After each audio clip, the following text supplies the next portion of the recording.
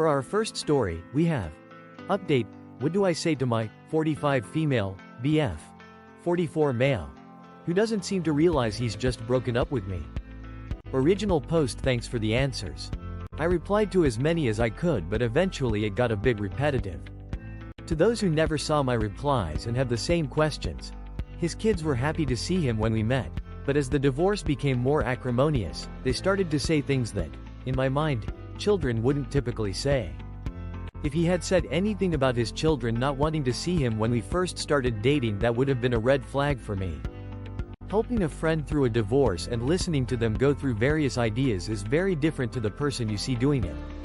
Especially when they are talking about things that means the end of the relationship. Anyway, on to the update.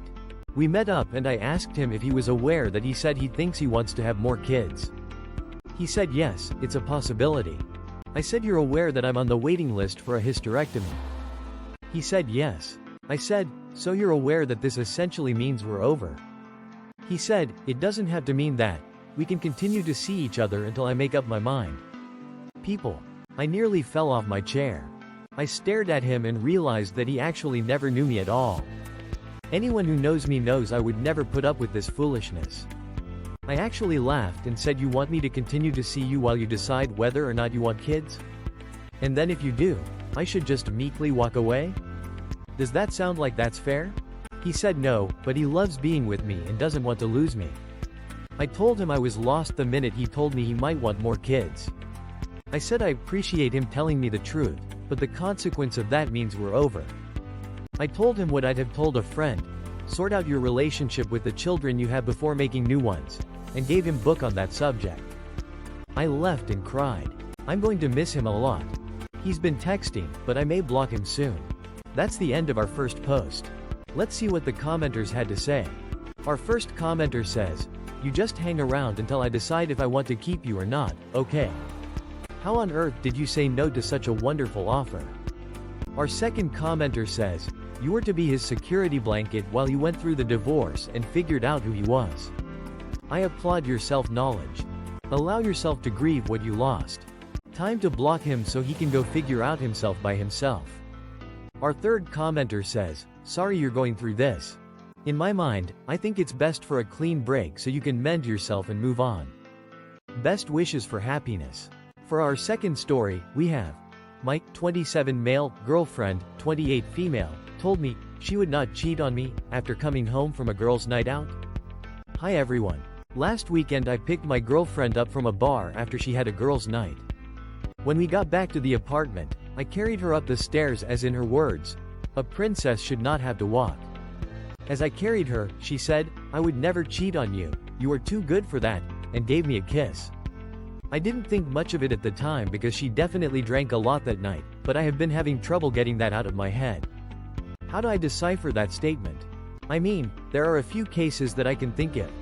Someone pressured her to cheat, one of her friends cheated on their partners.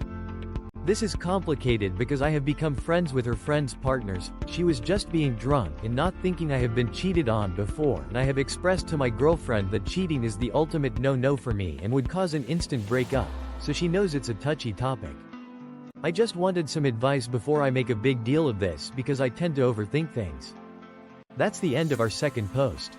Let's see what the commenters had to say. Our first commenter says, if she knows that you've been cheated on before, it makes complete sense to me that reassuring you apropos of nothing would seem like a good idea to drunk her. I wouldn't worry about it. Our second commenter says, I'm imagining in her head, I'm coming home drunk and he has the past experience of being cheated on. He might have that worry in the back of his head. I'd hate that. I don't want him to worry. I'd never do it. And her drunk brain did not stop her, even though if she had been sober she would have realized even saying it would cause you to feel bad. Our third commenter says, she's probably drunk and it's probably her way of saying she likes you very much. For our last story, we have Mike, female 34, boyfriend, male 36, can't stay hard and only does the jackrabbit. I love my boyfriend, we're moving in together next month and he's great. We've together for 1.5 years and feel ready to settle in and build together. At first our sex life was thriving and I wanted it all the time. He's always had a bit of a problem keeping it hard and I attributed to porn, so he said he'd work on watching less. I don't mind porn, unless it's affecting our love life. As we settled into domesticated life, I've noticed we haven't been able to get past having porn sex. Even when we foreplay and he goes down on me, it's so aggressive and fast. Even when I tell him to go slower, he'll do it for a few seconds and then go back to fast and aggressive. It makes me have to start refocusing all over again, and I get desensitized. We also mostly do it doggy style since it's the only way he'll come, and same thing, jackrabbit. At that point I'm desensitized from the aggressive fingering and clit licking and just end up trying to help him come, out of frustration. I want to talk to him about it again, but I don't know how to lead the convo. The whole situation makes me feel like he doesn't enjoy sex with me, and I've never had a problem in that area. I feel helpless and like not even putting in the effort if he's gonna go soft because it's not jackhammering, and it's starting to make me feel disconnected from him. I don't want to break up, but I don't want things to get worse. How can I address this?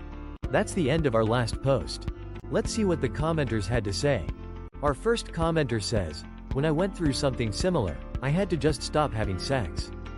When he'd complain, I'd remind him that sex isn't fun for me, hasn't been for a while, and since he doesn't care to learn how to make it fun for me, that I'm not interested." After hearing that message several times, he finally started to give a shit. Spoiler: the giving a shit was temporary. I should have just left as soon as I realized that my pleasure was not a priority. Our second commenter says, "That jackhammer shit gets old quick. It's one thing for a guy to get carried away occasionally, but it's another if that's his only approach, even when he's been asked to slow down. How can you build a life with someone who doesn't listen?" Our third commenter says, "Do not move in together. Other than that, he doesn't seem interested in pleasuring you or if sex is enjoyable for you. If sex is anyway important to you, you two need to fix this shit before any moving in together." That's all for today. If you enjoyed, please leave a like and subscribe. Thank you, and have a wonderful day.